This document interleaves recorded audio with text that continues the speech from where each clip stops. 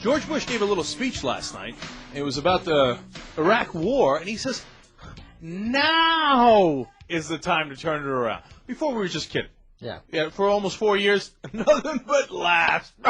Yeah, come on. Of course we're not going to get this thing figured out, because the time to get it right is in January of 2007. We got to wait till then. Right. So now he's got a new way forward, and that new way forward was, look, we had a little disagreement earlier in the show, and if you miss any part of the show, what are you, nuts? You got to go back. TheYoungTurks.com, loops 24 hours a day. You got to watch it. If you miss it today, don't worry about it. Sign up as a member, and you could get it any time you want, commercial free. I'm not saying anything. I'm just saying.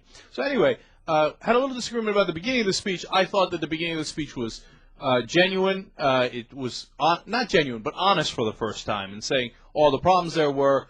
And that he actually correctly identified the Shia-Sunni problem, etc. It was weird because I've never seen Bush actually correctly identify anything. Ben thought he looked nervous and stiff throughout the speech, but agreed that it got worse as it went along. It was the worst speech he's ever given. Right. And he's given almost nothing but bad speeches. Right. Whereas in the beginning, I thought it was one of his better speeches, especially because he didn't have that stupid smirk on his face that he always does. He finally seemed to understand the gravity of the situation. So, but we all agreed that in the latter two-thirds of the speech, it got worse. He went back to the talking points on Al-Qaeda, and he talked about as if he's protecting the local population in the Anbar province, that's the Sunni area, when in fact he's fighting against the local population in that area. He talked about escalating against the Shiite militias, which might, in one way, make sense, but in another way, get us more entrenched in the middle of a civil war where we would now be fighting the Sunnis and the Shia, and then we'd have a whole heap of problems, and we are. We're going to have those problems. He comically said that we would put 4,000 troops in the Anbar province. That isn't going to do anything, and 20,000 in Baghdad. Finally, the most dangerous part of the speech was Lieberman. So, I'm sorry, not Lieberman. That's funny, too. On Iran. Let's run that clip real quick for you guys here. Succeeding in Iraq also requires defending its territorial integrity and stabilizing the region in the face of extremist challenges. This begins with addressing Iran and Syria. These two regimes are allowing terrorists and insurgents to use their territory to move in and out of Iraq.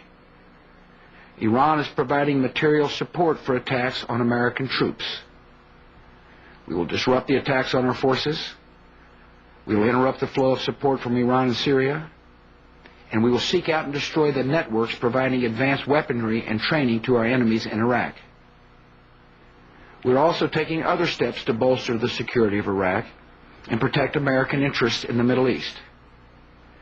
I recently ordered the deployment of an additional carrier strike group to the region. So this is the part of the speech where he threatens Iran. Now, the Iraq Study Group told him, hey, listen, talk to Iran and Syria. Try to get them to work to stabilize the area, because it's in their interest to stabilize the area as well. He has rejected that, expressly rejected that idea. Instead, he's taken the idea of threatening them and bringing in more force against them. I think it's a terrible and disastrous idea. Everybody in the world thinks you should talk to him. Everyone in the world except for 30 sort of out-of-touch neo-clowns in Washington. It's remarkable. Now, there's another senator from the Northeast who the president did mention. And shockingly, it wasn't Senator Kennedy who he mentioned as support for his terrible ideas in Iraq. Senator Kennedy is a hostile enemy, as Fox News told us. Yes, we shared that with you earlier in the show. Now, he did mention one senator. I don't want to give away the surprise here. I'd just like to run the clip and see who's the only senator that the president mentioned as supporting his policy in Iraq. I like to refer to him as the Antichrist. This is the President of the United States last night delivering his Iraq escalation speech.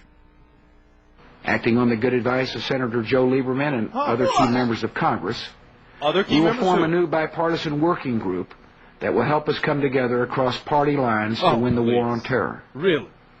This group will meet regularly with me and my administration. It will help strengthen our relationship with Congress. We can begin by working together to increase the size of the active Army and Marine Corps so that America has the armed forces we need. This Joe, man, I mean, obviously Joe Lieberman knows he's getting taken advantage of. I guess he doesn't think he's getting taken advantage of because he agrees. Mm-hmm. He probably thinks he's taking advantage of the White House. No, he loves it. Are you kidding me? He's like, oh, great, Bush measured me again. Why doesn't he switch parties altogether? Because it helps in his deception. It helps to, like, he says even though he's the most right-wing senator on foreign policy in the country, more so than any Republican in the Congress, he cannot claim to be, oh, no, I'm a Democrat/independent. I'm everywhere. I'm multiple choice, baby. I think there are probably more conservative, but it's irrelevant. He's reached In foreign policy? Yeah, you can't.